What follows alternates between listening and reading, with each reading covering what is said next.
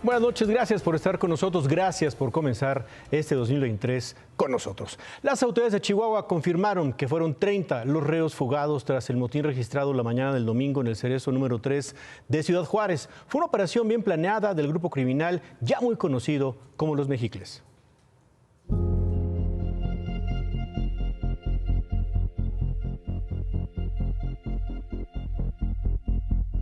La fuga del Cerezo de Ciudad Juárez, Chihuahua, se planeó contrarreloj.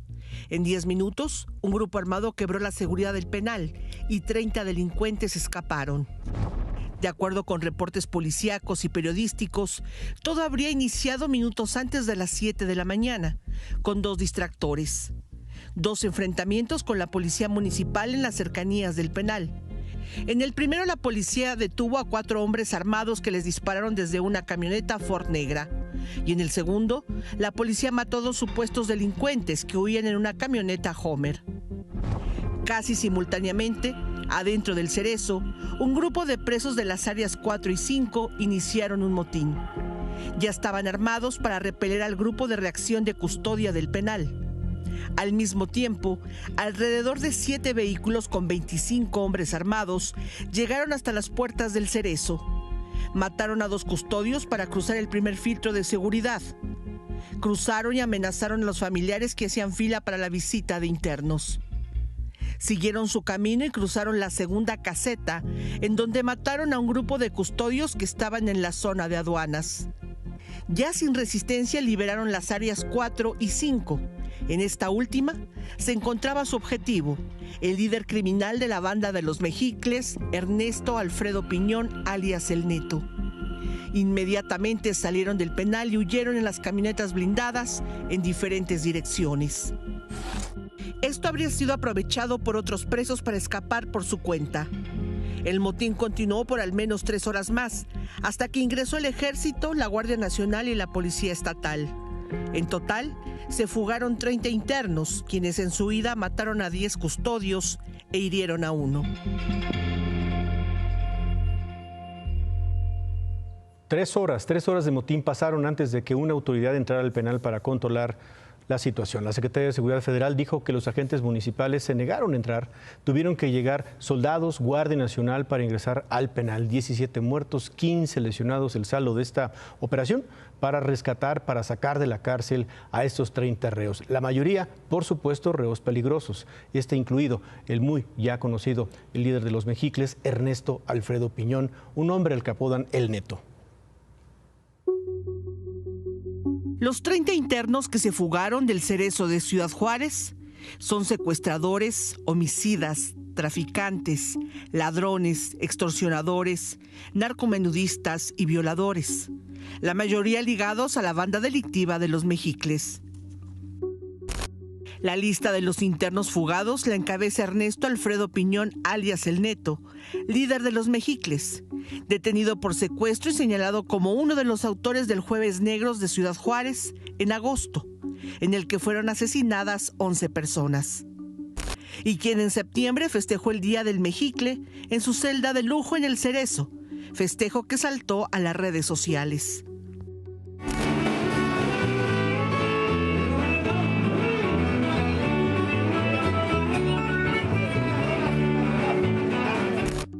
Presuntamente a él pertenecería al menos una de las 10 celdas VIP que localizaron las autoridades en el penal, en las que además de drogas y armas, había una caja fuerte con 1.7 millones de pesos.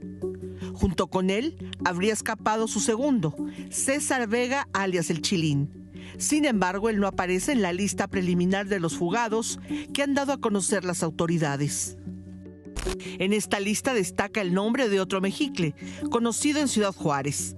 Se trata de Francisco Lucio Juárez Hernández, alias El Pompín, detenido en julio junto con 12 delincuentes. Al igual que otro reo conocido por la brutalidad con la que mató a una pareja. Se trata de Rodolfo González, alias El Güero Pecas, sentenciado en junio a 20 años de prisión. La mayoría de los internos fugados tienen entre 20 y 43 años de edad. Estaban clasificados por las autoridades como de peligrosidad media, aunque la mayoría eran reincidentes y escaparon a punta de pistola.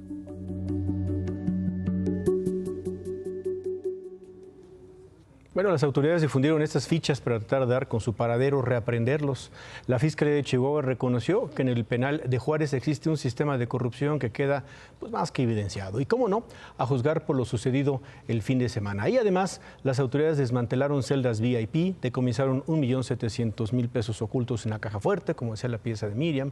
Adentro del penal había por lo menos 7 armas de fuego usadas por reos, aparte de drogas. ¿Y de quién es la culpa? ¿De quién es la responsabilidad? ¿Cómo se pudo evitar? Bueno, pues el fiscal de Chihuahua, Roberto Fierro, dijo esta tarde que desde semanas atrás estaban en proceso de traslado 180 reos de alta peligrosidad a penales federales, entre ellos este señor apodado El Neto, pero que los traslados no se pudieron dar. La razón, los reos presentaron amparos para postergar su traslado. La Secretaría de Gobernación fue enfática al señalar que no puede haber traslados de reos de manera expedita, que se necesitan hacer cumpliendo las leyes, solicitándolas de manera oficial.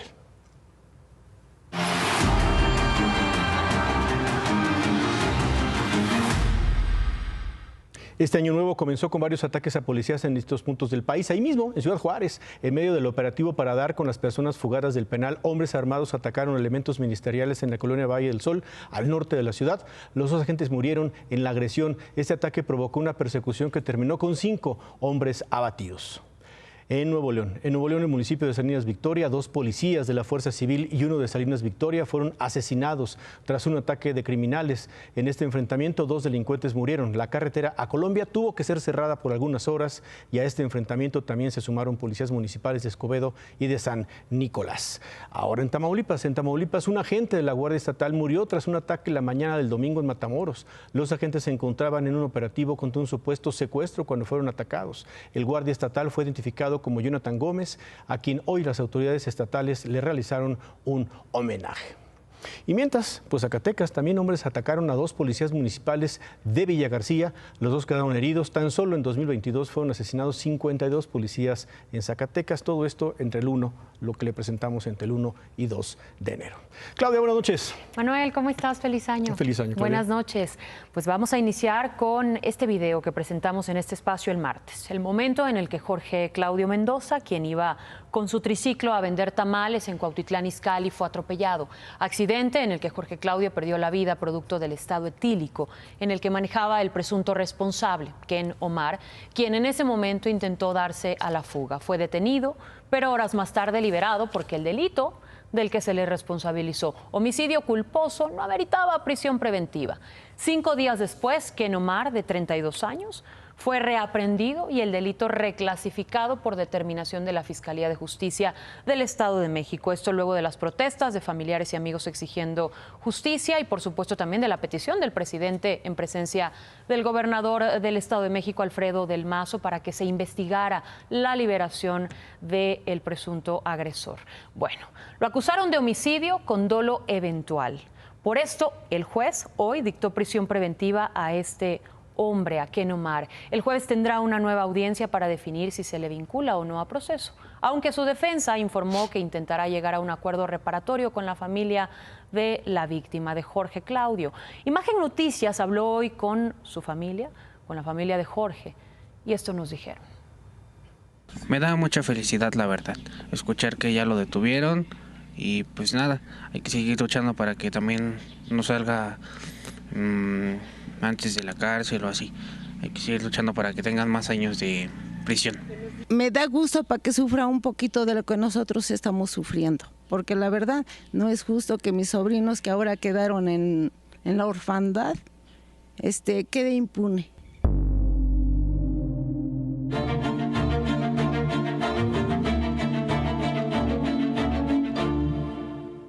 Bueno, temprano el presidente aseguró que su gobierno no tiene interés en decidir sobre la presidencia de la Suprema Corte. Dijo también que no se va a pelear con el Poder Judicial. ¿Cómo imaginaron de que la ministra Yasmín era la designada por el presidente? Pobre abogada Yasmín, una lanzada contra la señora. No tengo ahí ninguna injerencia de ningún tipo. Si yo fuese como piensan mis adversarios, pues quedaría quien el presidente decidiera. Pero no es así. Hay que esperar, ¿no?, lo que decidan libremente los ministros. Y al mediodía, los 11 ministros de la Suprema Corte tomaron una decisión histórica.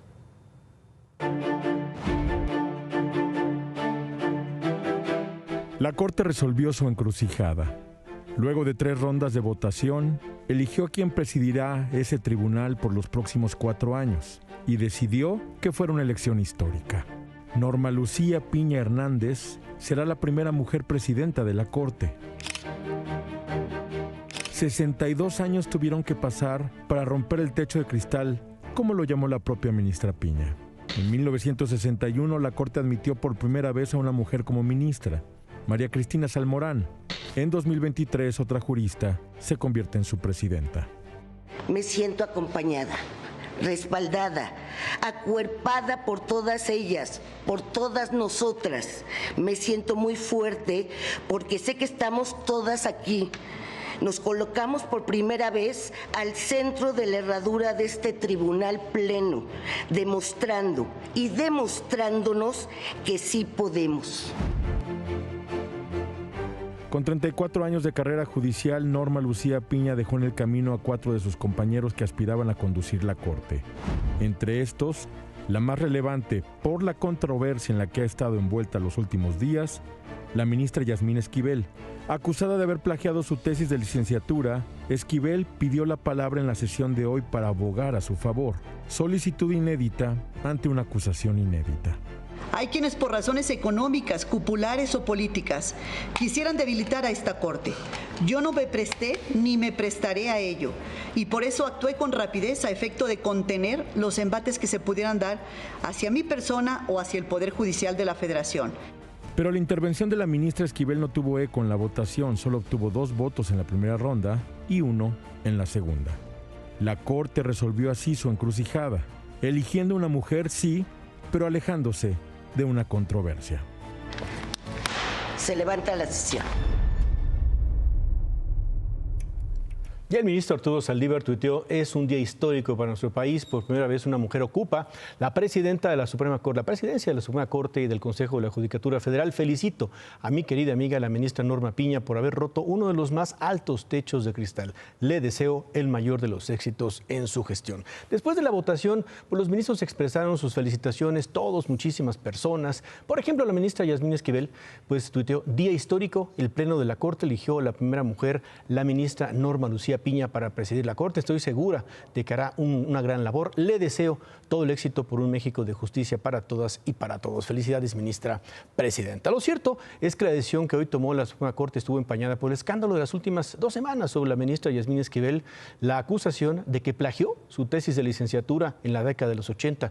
Durante los últimos días de diciembre, ella insistió en defenderse, en decir que la plagiada era ella, en dar su versión de los hechos. El viernes, por ejemplo, en un pronunciamiento publicado en sus redes sociales, ella aseguró que es la autora original de una tesis publicada en el año de 1987 y que el plagio fue pues a su trabajo de titulación por parte del alumno Edgar Ulises Báez, quien la presentó 14 meses antes que ella. En el año de 1986, la ministra Esquivel dijo tener una declaración ante notario público donde el alumno reconoció, eso dijo ella, tomó el proyecto de la ministra como lo que según ella se confirmaba la autoría original después de que el trabajo era de ella. Dijo tener esa y otras pruebas, pero pues no exhibió ninguna. El viernes, el sábado, el rector de la UNAM, Enrique Graue, firmó este comunicado en el que la universidad asegura que la tesis objeto de revisión tiene un nivel de coincidencias superior al 90%. Por lo que resulta evidente la existencia de un plagio. Además, sostiene que luego de la revisión de los contenidos, sus fechas de publicación, así como los archivos físicos y digitales en poder de la UNAM, se presume que la tesis original fuera sustentada, ojo, en 1986. Es decir, la tesis original es del alumno Edgar Ulises Báez. Los dichos de la ministra Esquivel también fueron desmentidos por el propio abogado Báez, el otro involucrado en este escándalo, que en entrevista con el periodista Juan Carlos Rodríguez del portal Eje Central fue contundente. Aseguró varias veces que él publicó primero la tesis. ¿Y entonces usted qué respondería a esto que dice la ministra? ¿Ella tiene el texto original? Es ilógico de que, habiéndome yo titulado, o sea, acuda a ella le copie lo que quiere para efectos de disipar esta incógnita. Explica todo la lógica. Pues sí, y para abonar a las contradicciones de este caso, pues hoy se conoce que tras la denuncia que presentó la propia ministra Esquivel en la Fiscalía de Justicia de la Ciudad de México, determinó velozmente la Fiscalía que ella no incurrió en un acto de plagio. ¿Quién más? Que pues más bien ella sí fue víctima de plagio. Esto lo hizo rapidísimo la Fiscalía, pero bueno, veremos en qué acaba esta historia y corresponde entonces a la UNAM el veredicto final. Ahora, el viernes, el Tribunal Electoral revocó el acuerdo inicial de la Cámara de Diputados para elegir a los 4 nuevos consejeros del Instituto Nacional Electoral. El Tribunal Electoral consideró que el acuerdo establecía una intervención inconstitucional por parte de la Junta de Coordinación Política. Por eso hoy, en la reunión que tuvo la Junta de Coordinación Política, la JUCOPO, los diputados acordaron suspender el proceso de elección de los nuevos consejeros. Como la sentencia del tribunal está dirigida a todo el Pleno de la Cámara, será hasta el 1 de febrero, día en el que retoman las actividades legislativas, cuando se busque llegar a un nuevo acuerdo. Por lo pronto, ¿cuáles fueron los acuerdos? 1, tener reuniones con los magistrados del Tribunal Electoral. 2, la Dirección de Asuntos Jurídicos buscará rutas legales contra esta sentencia. Pero a quien no le pareció en lo absoluto la sentencia del tribunal fue el coordinador de los diputados de Morena, Ignacio Mier, quien calificó esta sentencia como una intromisión y como una violación a la Constitución. Y como última, pobladores de Soyaniquilpan, esto al norte del Estado de México, bloquearon la autopista México-Querétaro para exigir a Pemex que atienda el incendio y la contaminación que ha provocado en uno de los manantiales de agua en Mexicaltongo, que abastece a 4 comunidades y a más de 100 familias. La gente asegura que ya no pueden aprovechar el agua del manantial, además de que temen que este incendio en uno de estos pozos crezca porque los mismos vecinos dijeron a Imagen Noticias que hace semanas lo reportaron y las autoridades de Pemex no han hecho nada. Hoy el bloqueo duró unas 6 horas, más o menos a la altura de Jilotepec. Las filas rebasaban los 19 kilómetros, según informó Caminos y Puentes Federales. Y amenazan con continuar hasta que no les resuelva Petróleos Mexicanos. Pues atentos a la información. Claudia, buenas noches. Buenas noches. Gracias.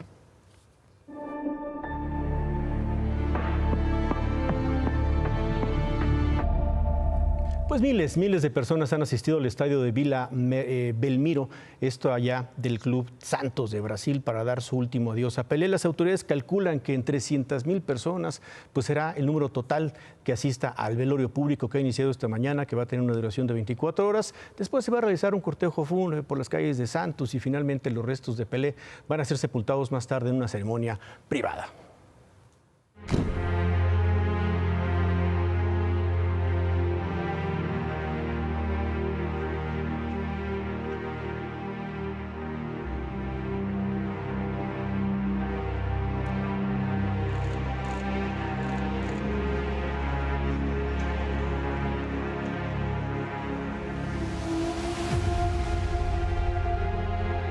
Perda de um ídolo, né? Para todos, um grande ídolo, uma grande pessoa que levou o nome do país para todos os cantos.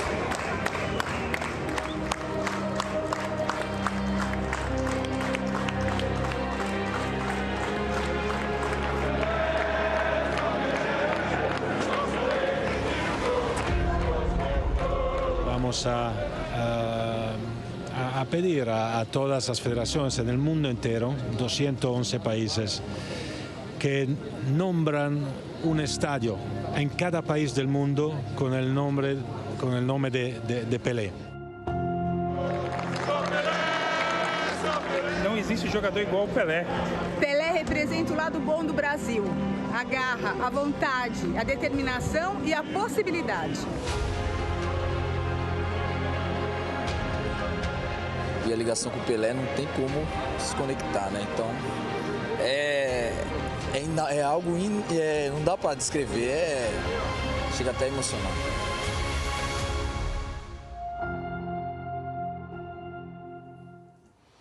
Bueno, nos quedamos en Brasil. El nuevo presidente Luis Ignacio Lula da Silva va a asistir al funeral mañana temprano, antes de que concluya. Y por cierto, Lula da Silva asumió ayer la presidencia ya por la tarde. Su antecesor, Jair Bolsonaro, no asistió a la ceremonia, ya que desde el viernes se fue en un vuelo a Orlando, Florida. Lula prometió luchar contra la desigualdad en un mensaje de 31 minutos en el cual criticó varias veces al gobierno de Bolsonaro. Dijo que recibe un país en ruinas. Eso dijo Lula. En representación del gobierno de México asistió la señora Beatriz Gutiérrez Müller. Y hoy ya, en su primer día como presidente, Lula lo dedicó a sostener encuentros bilaterales con presidentes y jefes de Estado que asistieron a su toma de protesta. Se reunió con los presidentes de Argentina, Colombia, Chile, Bolivia, Ecuador, Honduras, Portugal y también con el rey Felipe VI de España. Lula tuiteó: fueron buenas reuniones y que el mundo extrañaba a Brasil. Cerca de 70,000 personas asistieron al primer día de la Capilla Ardiente, que se abrió para darle el último adiós a Benedicto XVI en la Basílica de San Pedro. El Papa emérito falleció el sábado a los 95 años. La Capilla Ardiente va a permanecer abierta durante el martes y miércoles. Finalmente, el jueves se va a realizar un funeral en la Plaza de San Pedro que va a presidir el Papa Francisco. Y con eso hacemos una pausa, volvemos con más información.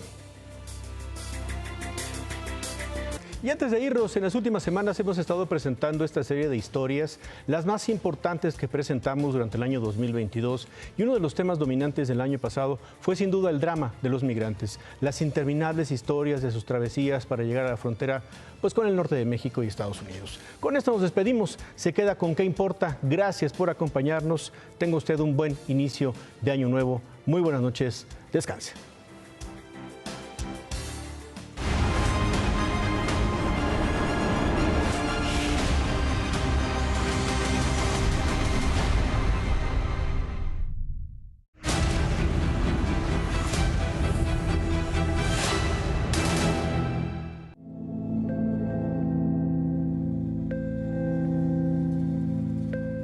Esta carretera del infierno es, para mayor referencia, la Federal 57 de Coahuila, donde las tragedias se cruzan y se multiplican. Ya tenemos más de 8 horas caminando, nos hemos tenido que quedar a orillas de las calles, que realmente no nos dejan ingresar en buses, ni nos dejan agarrar cola, nada de eso. Venimos con niños pequeños, agotados, lo único que nos queda de agua. Es el punto de revisión de Allende, Coahuila, el mismo pueblo en que el 18 de marzo de 2011 los demonios se soltaron bajo la letra de la Z y desaparecieron a 300 personas. Lo único peor que el infierno es atravesarlo 2 veces. El Instituto Nacional de Migración, con el apoyo del ejército mexicano, obligó a caminar así a decenas de migrantes venezolanos con más de mes y medio de travesía por el continente, incluidos niños de brazos. ¿Cuántos años tiene este chiquito? 4. ¿4 años o 4 meses? 4 meses. Ya veníamos y queremos llegar a nuestro destino.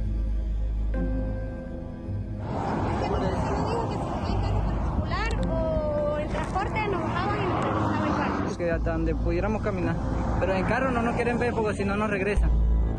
Pero este infierno es un desierto y en el desierto aguardan espejismos para los sedientos.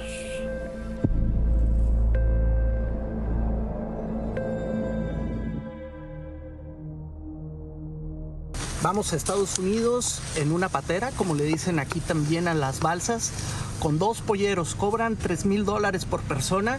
Yo voy a tener un descuento aproximadamente como del 100%.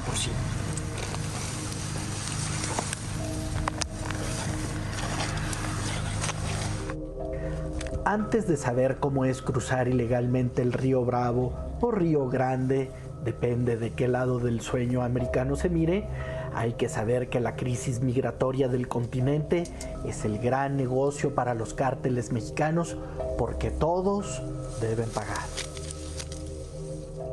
¿Cuánto les cobra, jefe? El precio más o menos anda desde Honduras hasta aquí, son $3,000. ¿Cuánto le toca a usted de los $3,000 que me está hablando? A mí, por brincarlos en la balsa, me tocan aproximadamente $100 por cada uno. ¿Y si no pago la multa y me quiero volver a pasar? Pues no te va a ir nada bien. ¿Por qué? Porque no puedes hacer tus cosas por tu propia cuenta. ¿Han sembrado gente que no ha pagado? ¿Han desaparecido gente? Sí, porque son órdenes del cartel de aquí.